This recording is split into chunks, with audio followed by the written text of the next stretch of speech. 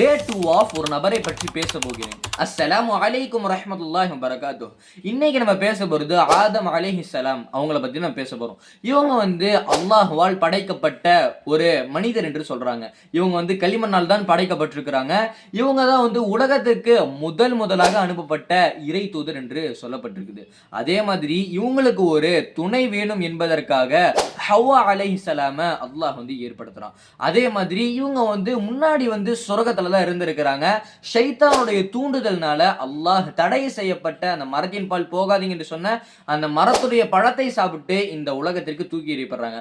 அப்போ அவங்களுடைய தப்ப உணர்ந்து அல்லாஹ் கிட்ட பாவ மன்னிப்பு கேட்கறாங்க. அல்லாஹ் அவங்க பாவத்தை மன்னிச்சிடுறான். இது இவங்களோட வரலாறா இருக்குது. இன்ஷா அல்லாஹ் இந்த மாதிரி யாருடைய வரலாறா தெரிஞ்சுக்கணும்னு உங்களுக்கு தோணுதோ இன்ஷா அல்லாஹ் கண்டிப்பா உங்களோட நேம கமெண்ட் பண்ணுங்க. அதே மாதிரி நபியோடைய வரலாறு சில பேர் கேட்டிருக்காங்க. இன்ஷா அல்லாஹ் அடுத்து அவங்களுக்கு நபியோட வரலாறு கண்டிப்பா நம்ம சொல்லுவோம். இன்ஷா அல்லாஹ் உங்களுக்கு யாருடைய வரலாறு, நபியோட வரலாறு இருந்தாலும் சரி, சஹாபாக்களுடைய வரலாறு இருந்தாலும் சரி, நம்ம இன்ஷா அல்லாஹ் சுருக்கமா நம்மளுக்கு இன்ஷா அல்லாஹ் உங்களுக்கு சொல்றோம்.